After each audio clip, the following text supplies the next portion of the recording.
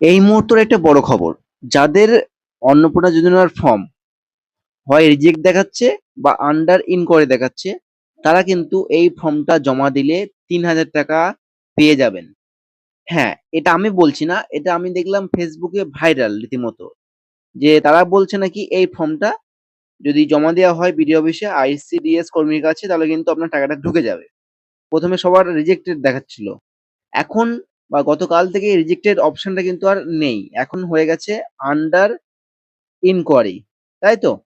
দেখুন তো ফর্মে কি কি লেখা রয়েছে আর এই ফর্মটা সঠিক কিনা বা এটা জমা দিলে আপনি কি ৩,০০০ টাকা পাবেন, এই সমস্ত কিছুই বলবো ভিডিওতে। ভিডিওটা মনোযোগ সহকারে দেখে থাকুন।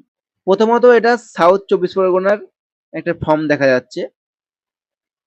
বিষয়টা কি লিখেছে দেখুন, পশ্চিমবঙ্গ সরকারের অন্নপূর্ণা ভান্ডারে অনুমোদন করার আবেদনপত্র। আচ্ছা, মহাশয় আমার বিনীত নিবেদন যে আমি, অর্থাৎ এখানে যে অ্যাপ্লিকেশন করেছে অন্নপূর্ণা ভান্ডারের জন্য তার নামটা লিখতে হবে আমি, এবং তার পিতা বা স্বামীর নামটা এখানে লিখবেন। তারপরে তার গ্রামটা, তারপরে এখানে পোস্ট অফিস লিখবেন কোথায়, তারপরে গ্রাম পঞ্চায়েত, আপনার পঞ্চায়েত কোনটা, তারপর এখানে থানা লিখবেন। তারপর কি বলছে, জেলা দক্ষিণ ২৪ পরগনা স্থানীয় অধিবাসী হইতে আপনার জেলার নাম লেখা থাকবে। তারপরে আমি অন্নপূর্ণা ভান্ডারের জন্য আবেদন করেছিলাম, আমার অন্নপূর্ণা ভান্ডারে আবেদন নম্বর, আইডি নাম্বার বলতে আপনাকে কিন্তু এই নাম্বারটা দিতে হবে, এই যে আবেদন নাম্বার বা ইওর টেম্পোরারি অ্যাপ্লিকেশন আইডি, ঠিক আছে, এই নাম্বারটা আপনাকে কিন্তু দিতে হবে। এই নাম্বারটা দেওয়ার পরে কি বলছে, আমি এই প্রকল্পের যোগ্য উপভোক্তা হওয়া সত্ত্বেও আমার পশ্চিমবঙ্গ সরকারের অন্নপূর্ণা ভান্ডারের আবেদন পত্রটি রিজেক্ট করা হয়েছে। অতএব মহাশয় আমার আবেদন পত্রটি যাতে গৃহীত হয় এবং আমি এই প্রকল্পের সুবিধা পেতে পারি তার ব্যবস্থা করলে বাধিত থাকিব। এখানে ডেটটা লিখবেন, আপনি যে ডেটে জমা দিচ্ছেন সেই ডেটটা এখানে লিখে দেবেন। আর প্লেস, আপনার গ্রাম, অর্থাৎ আপনি যে জায়গা থেকে ফর্ম ফিল আপ করছেন সেই জায়গার নামটা বা গ্রামের নামটা এখানে লিখে দেবেন। এবং নিবেদনটা ইতি, ইতি আপনার এখানে একটা সই করে দেবেন, তাহলে কিন্তু হয়ে যাবে।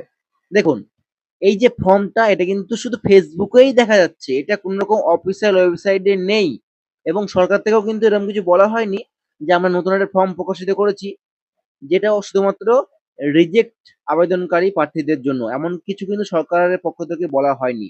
তাই আমার মনে হয় এটা সম্পূর্ণ এআই দ্বারা তৈরি করা হয়েছে এবং ভাইরাল করা হচ্ছে, ঠিক আছে?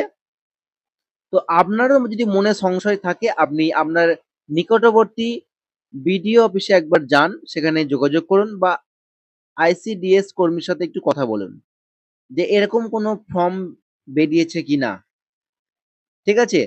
আমার যা মনে হয়, আমি আগে ভিডিওতে বলে দিয়েছি, যাদের রিজেক্টেড দেখাচ্ছিল তাদের আন্ডার ইনকোয়ারি দেখাচ্ছে, এবং আন্ডার ইনকোয়ারি বলতে তাদের অ্যাপ্লিকেশনটা ভালো মতো পর্যবেক্ষণ করা হবে, যাচাই করা হবে। সবকিছু ঠিকঠাক থাকলে তবেই আপনি টাকাটা পাবেন। যদি আপনি অযোগ্য হন তাহলে কিন্তু আপনাকে রিজেক্টেড করে সম্পূর্ণভাবে বাতিল করে দেওয়া হবে। আশা করি বোঝাতে পারলাম। তো ভিডিওটা শেয়ার করবেন। আর এরকম ইনফরমেটিভ ভিডিওর জন্য অবশ্যই চ্যানেলটাকে ফলো করে রাখবেন। ধন্যবাদ।